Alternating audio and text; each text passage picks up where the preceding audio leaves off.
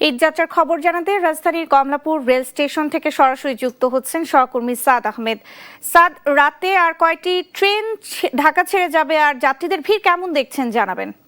আমি এই মুহূর্তে রয়েছি রাজধানীর কমলাপুর রেল স্টেশনে। যেমনটি দেখতে পাচ্ছেন এই মুহূর্তে কিন্তু প্ল্যাটফর্মে অবস্থান করছে চট্টগ্রামের উদ্দেশ্যে ছেড়ে যাওয়া মহানগর এক্সপ্রেস। যেমনটি দেখতে পাচ্ছেন যে একেবারে শেষ মুহূর্তে কিন্তু প্রিয়জনকে বিদায় দিতে কিন্তু ট্রেনে কিন্তু তার স্বজনরা রয়েছেন, তিনি কিন্তু কর্মব্যস্ততার কারণে যেতে পারছেন না। সেই দৃশ্যটি কিন্তু আপনারা দেখতে পাচ্ছেন।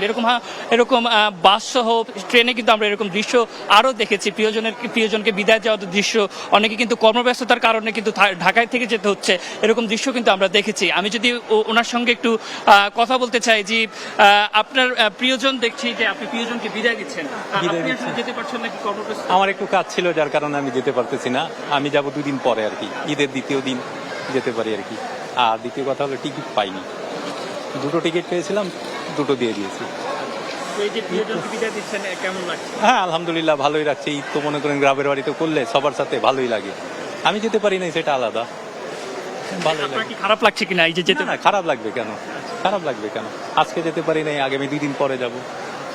তো যেমনটি শুনতে পাচ্ছিলেন, তিনি যেটি বলছেন যে কর্মব্যস্ততার কারণে কিন্তু তিনি যেতে পারেননি। এছাড়া একটু আগেও কিন্তু রেলের যিনি সচিব রয়েছেন, তিনি কিন্তু এই কমলাপুর রেল স্টেশন পরিদর্শনে এসেছিলেন এবং তাকে কিন্তু আমরা সার্বিক পরিস্থিতি নিয়ে প্রশ্ন করেছিলাম এবং তিনি আমাদেরকে যেটি জানিয়েছেন, তিনি যেটি বলছেন যে এবারের যে রেল যাত্রা সেটি আসলে স্বস্তিদায়ক ছিল, এমনটি কিন্তু তিনি বলেছেন।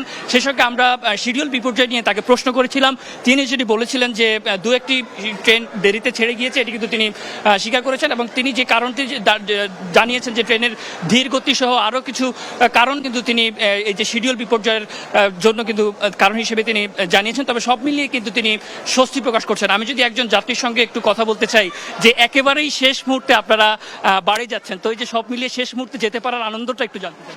আসলে খুবই ভালো লাগতেছে যে স্পেশালি ট্রেনের টিকিটটা পেয়েছি, টাইমলি ট্রেন আসছে, এখন দেখি কখন ছাড়ে। খুবই ভালো লাগতেছে। কোনো ধরনের ভোগান্তিতে পড়তে হয়েছে কিনা আপনাদের? না, এখন পর্যন্ত ভোগান্তি এরকম কিছু দেখিনি। আর তাছাড়া আবহাওয়াটা আজকে খুব ভালো, খুবই ভালো লাগতেছে। তো যেমনটি দেখতে পাচ্ছেন সবার চোখে মুখে কিন্তু আনন্দের ঝিলিক কিন্তু আমরা দেখতে পাচ্ছি। সবাই যে প্রিয়জনের সাথে যে ঈদের যে আনন্দ ভাগাভাগি, সেটি কিন্তু সবার চোখে মুখে আমরা স্পষ্ট দেখতে পাচ্ছি। তারা সবাই কিন্তু বেশ উচ্ছ্বসিত এবং এই মুহূর্তে যে মহানগর এক্সপ্রেসটি প্ল্যাটফর্মে দাঁড়িয়ে আছে সেটি কিন্তু 9:20-এ ছেড়ে যাওয়ার কথা। তবে যেহেতু ট্রেনটি দেরিতে এসেছে সে কারণে কিন্তু কিছুটা দেরিতে ছাড়বে এমনটি কিন্তু জানানো হয়েছে। তো এই ছিল কমলাপুর রেল স্টেশন থেকে আমার কাছে সবশেষ পরিস্থিতি।